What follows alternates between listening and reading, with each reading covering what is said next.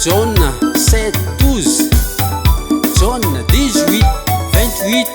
entre 30 zavatra tsy marina sy fanaratsiana isan-karazana atao aminy miaraka amin'ny fiampangana lainga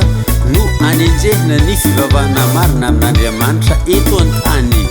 Tantara mitohy alefa nampangena ompanao ratsy sy ompa mitavahoaka i Jesosy Kristy fony izy teto an-tany ary nosaborina anohomono tamin'ny hazo fijaliana izy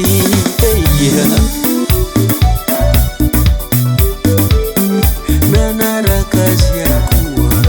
ny apôstôly Paoly zay apôstôly ny Kristy nosamborina i Paoly satria nalaza ratsy eny tontolo eny izy ary nampangena ho ratsy fanahy izy sady mampanga mompampikoriny jiosy rehetra eny zavatra maro sady lehibe zay tsy azo marinina akory no ny ampanganany Paoly apôstôly sady nokatena izy kanonono faty novoina faty i Paoly apôstôly ny Kristy lasonitsambatra izy apaina tolosoe halleluja izany tantara izany dia hitatsika ao amin'ny boky ny Azo apôstôly 24 5 6 25 7 28 16 entre 22 itony tantara dia ny fiainany mpanankato be manana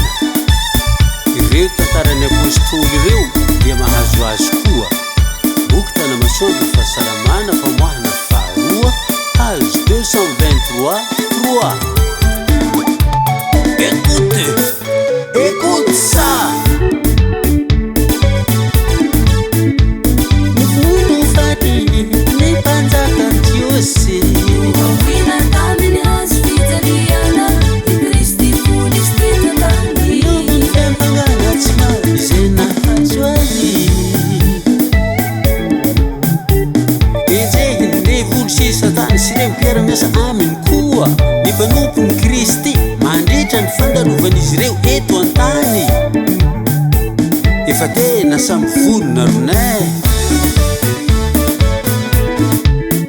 filazantsara ny John 15 18 ny mpanompo tsy lehibe noho ny tompony efa samy nahazo ny anjarany avokoa ireo apôstôly ny Kristy izahay Jiosy teratany malagasy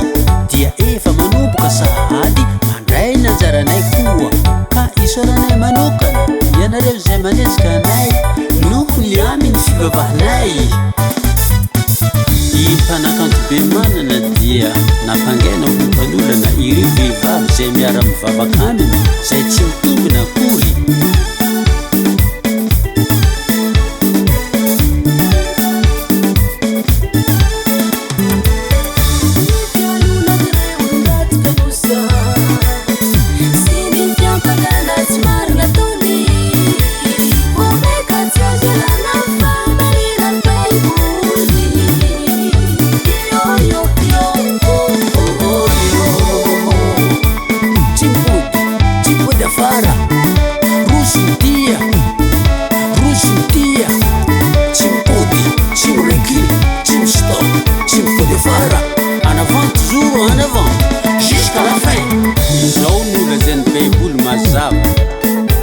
mifanohitra mandrakariva ny fiangonam-panjakana sy ny fiangonan'Andriamanitra ka mahatonga ny fanjakana manenjika ny fivavahana Jiosy teratany malagasy.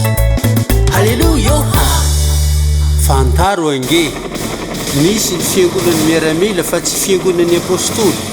misy koa ny bureau-mpanjakana ny sekoly-mpanjakana ny hôpitaly-mpanjakana ny orinasam-panjakana sy ny sisa ary misy ny fiangonana zay nekeny fanjakana fa lavin'Andriamanitra kosa.